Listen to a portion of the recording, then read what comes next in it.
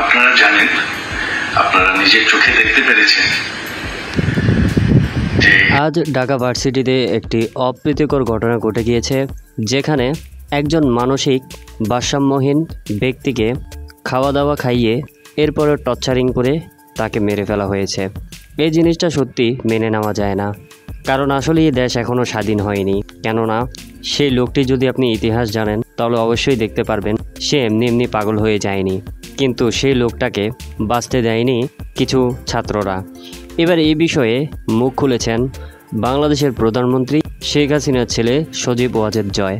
এই ব্যাপারে তিনি কথা বলেছেন এবং তিনি বলেন, আপনারা যারা বলছেন বাংলাদেশ স্বাধীন হয়ে গেছে, তবে বাংলাদেশ স্বাধীন হয়নি।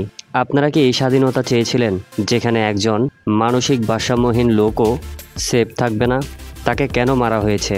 আমার প্রশ্ন জাতির উদ্দেশ্যে, আপনারা প্রশ্নের জবাব দিবেন আশা করি। কেননা এই লোকটা বাঁচার অধিকার ছিল, কিন্তু তাকে আপনারা মেরে ফেলেছেন। আমি আপনাদের কাছে জবাব চাই। এমন কথাই বলেছেন সজীব ওয়াজেদ জয়।